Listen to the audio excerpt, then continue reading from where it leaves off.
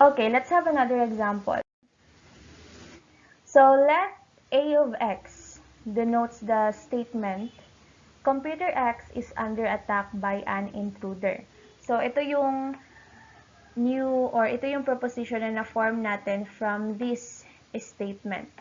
So, ang predicate na ginamit natin dito is letter A. So, A here, maybe it's from the word attack. Okay. So, as you can see, meron siyang relationship, di ba? Okay. Ang X natin dito is a subject, right? So, the subject here is computer X. And then, the remaining part of the statement is the predicate. So, let me highlight it. So, is under attack by an intruder is the predicate, and computer X is the subject.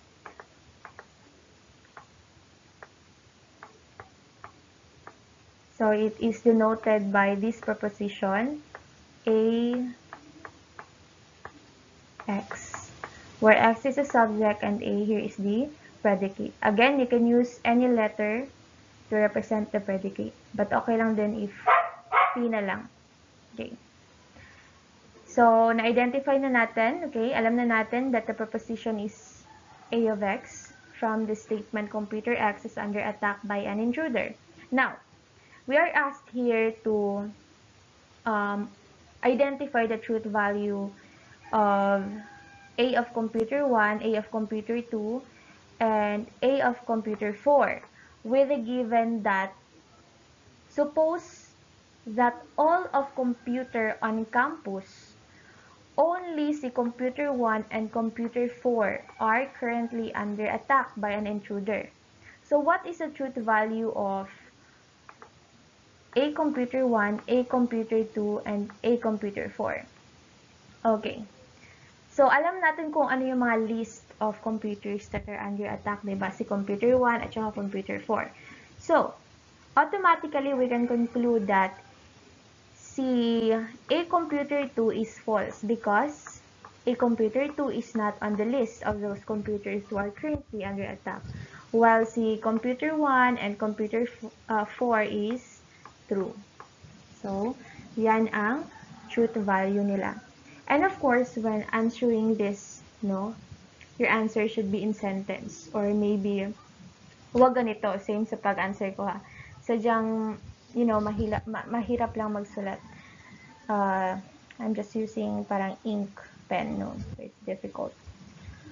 Okay, anyway, so yeah, that's the concept of predicate logic concerning with one variable. Now, how about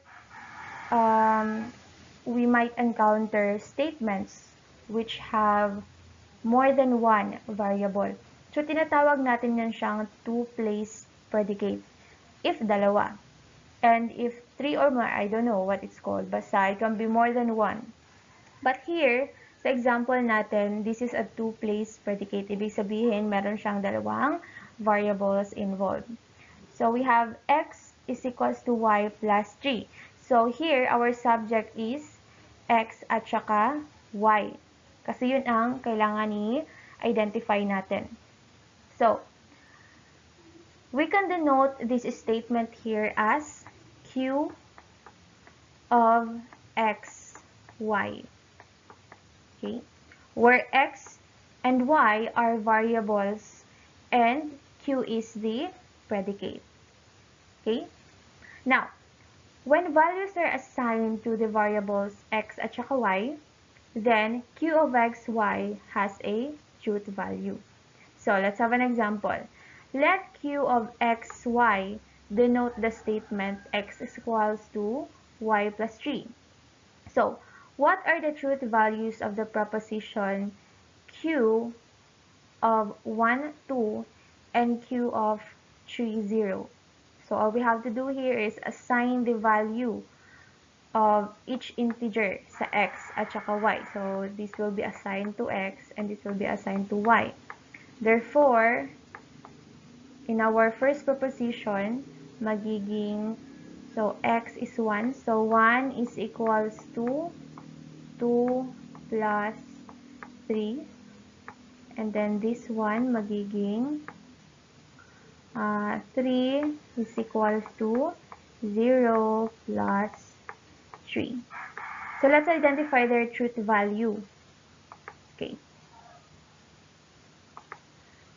Here, sa first proposition natin, is 1 equals to 2 plus 3? So, 2 plus 3 is equals to 5. So, is 1 equals to 5? No, it's not. Therefore, the truth value of this is false. How about here? 0 plus 3 is equals to 3. So, is 3 equals to 3? Yes, it is. Therefore, the truth value of the second proposition is true. Okay, so that's how you